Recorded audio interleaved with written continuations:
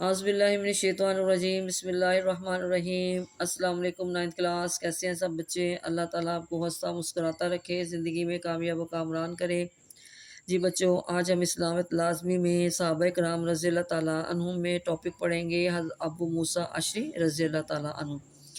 سب سے پہلے ہم اس کے حاصلات تعلم پڑھ لیتے ہیں کہ حضرت ابو موسیٰ اشعری رضی اللہ تعالیٰ عنہ کے حالات زندگی سے اجمالی طور پر واقف ہو سکیں گے، تربیت نبوی کے نتیجے میں ان کے امتیازی پہلوؤں سے آگاہی حاصل کر سکیں گے، حضرت ابو موسیٰ اشعری رضی اللہ تعالیٰ عنہ کی اخلاق و صفات سے واقفیت حاصل کر سکیں گے، حضرت ابو موسیٰ اشعری رضی اللہ تعالیٰ عنہ کی خوش الحانی کی صفت سے آگاہ ہو سکیں گے، حضرت قرآن مجید اور حدیث نبوی صلی اللہ علیہ وسلم کے حوالے سے حضرت ابو موسیٰ اشعری رضی اللہ تعالیٰ عنہ کے دینی و علمی خدمات کا جائزہ لے سکیں گے، حضرت ابو موسیٰ اشعری رضی اللہ تعالیٰ عنہ کی سیرت و کردار کے مختلف پہلوؤں سے سبق حاصل کر کے اپنی زندگیوں کو ان کے مطابق ڈھال سکیں گے، حضرت ابو موسیٰ اشعری رضی اللہ تعالیٰ عنہ کی خوش الحانی کی صفت سے آگاہ ہو کر تجوید کے ساتھ حسن قرات کا ذوق پیدا کر سکیں گے۔ سب سے پہلے ہم حضرت موسیٰ اشعری کا تعارف پڑھ لیتے ہیں کہ آپ رضی اللہ تعالیٰ عنہ کا نام عبداللہ اور کنیت ابو موسیٰ تھی۔ آپ رضی اللہ تعالیٰ عنہ کے والد کا نام قیس اور والدہ کا نام طیبہ تھا۔ حضرت ابو موسیٰ رضی اللہ تعالیٰ عنہ یمن کے رہنے والے تھے۔ آپ رضی اللہ تعالیٰ عنہ کا تعلق یمن کے مشہور قبیلہ اشر سے تھا، اسی وجہ سے آپ رضی اللہ تعالیٰ عنہ اشری مشہور ہوئے۔ اچھا جی، یہ تھا ان کا تعارف۔ اب حضرت موسیٰ اشعری رضی اللہ تعالیٰ نے اسلام قبول کیسے کیا؟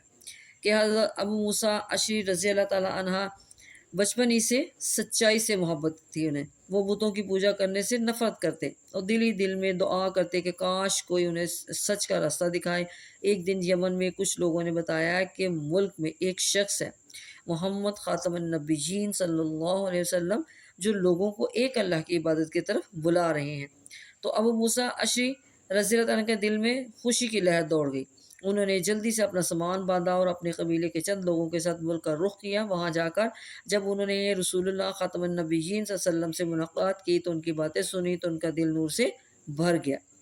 اور جیسے یہاں سے کیا بتا رہے ہیں کہ مکہ مکرمہ میں اسلام کا سورج طلوع ہونے کی خبر سن کر حضرت ابو موسیٰ اشعری رضی اللہ تعالیٰ عنہ راہ حق کی تلاش کے لیے نبی کریم خاتم النبیین صلی اللہ علیہ وسلم کی خدمت میں حاضر ہوئے اور اسلام قبول کیا۔ اسلام قبول کرنے کے بعد آپ رضی اللہ تعالیٰ عنہ اپنے خاندان کو دعوت دینے کے لیے یمن لوٹ گئے۔ آپ رضی اللہ تعالیٰ عنہ کی کوششوں سے آپ رضی اللہ تعالیٰ عنہ کے قبیلے کے 50 افراد نے اسلام قبول کیا۔ جی آگے جی، نبی کریم خاتم النبیین صلی اللہ علیہ وسلم نے یمن پر حضرت ابو موسیٰ اشعری رضی اللہ تعالیٰ عنہ حضرت معاذ بن جبل رضی اللہ تعالیٰ عنہ کو عامل مقرر فرمایا۔ 10 ہجری میں نبی کریم خاتم النبیین صلی اللہ علیہ وسلم نے حج کا اعلان فرمایا تو حضرت ابو موسیٰ اشعری رضی اللہ تعالیٰ عنہ یمن سے حج کرنے کے لیے مکہ مکرمہ حاضر ہوئے۔ آگے جی، حضرت عمر فاروق رضی اللہ تعالیٰ عنہ نے حضرت ابو موسیٰ اشعری رضی اللہ تعالیٰ عنہ کو بصرہ اور کوفہ کا والی مقرر فرمایا۔ آپ رضی اللہ تعالیٰ عنہ نے نہاوند اور اصفہان کے علاقے فتح کر کے اسلامی سلطنت میں شامل کیے۔ بصرہ میں آپ رضی اللہ تعالیٰ عنہ نے ایک نہر کھدوائی جو نہر ابی موسیٰ کے نام سے مشہور ہے۔ حضرت ابو موسیٰ اشعری رضی اللہ تعالیٰ عنہ نہایت متقی، پرہیزگار اور نیک سیرت صحابی تھے۔ خشیت الہی، اتباع رسول خاتم النبیین صلی اللہ علیہ وسلم، خشیت الہی یعنی کہ اللہ تعالیٰ سے ڈرنے والے، اتباع رسول خاتم النبیین نبی پاک صلی اللہ علیہ وسلم کی پیروی کرنے والے، توکل، شرم و حیا، امت مسلمہ کی خیر خواہی، سادگی، خدمت رسول خاتم النبیین صلی اللہ علیہ وسلم، تقوی اور پرہیزگاری آپ رضی اللہ تعالیٰ عنہ کی سیرت کے نمایاں اوصاف تھے۔ کہ نبی یہ نہیں کہ ابو موسیٰ اشعری رضی اللہ تعالیٰ عنہ میں یہ اتنی ساری خوبیاں تھیں۔ اگلے پیراگراف کے بتا رہے جی، ابو موسیٰ اشعری رضی اللہ تعالیٰ عنہ کو بارگاہ رسالت مآب میں خاص قرب حاصل تھا۔ آپ ان 6 افراد میں سے تھے جن کو عہد رسالت میں فتویٰ دینے کی اجازت تھی۔ حضرت علی مرتضیٰ رضی اللہ تعالیٰ عنہ آپ رضی اللہ تعالیٰ عنہ کے بارے میں ارشاد فرماتے ہیں کہ ابو موسیٰ سر تا پا علم کے رنگ میں رنگے ہوئے ہیں۔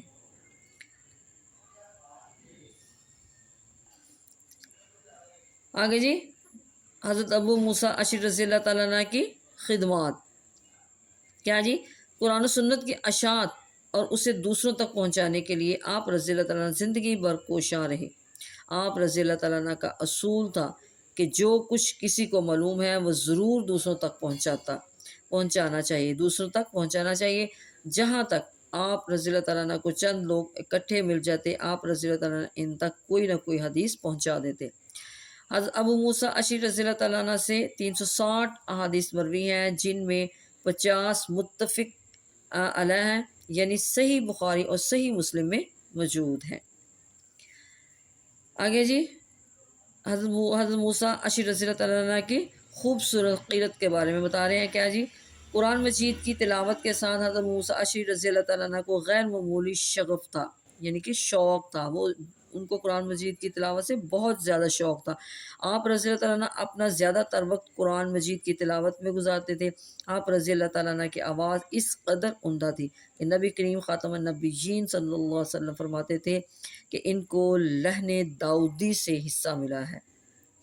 آپ رضی اللہ تعالیٰ عنہ قرآن مجید کی تلاوت اس قدر خوبصورت اور عمدہ لہجے میں کرتے تھے کہ سننے والوں پر سحر طاری ہو جاتا تھا، یہاں تک کہ نبی کریم خاتم النبیین صلی اللہ علیہ وسلم آپ رضی اللہ تعالیٰ عنہ کو جہاں قرآن مجید کی قرات کرتے ہوئے سنتے وہیں ٹھہر جاتے۔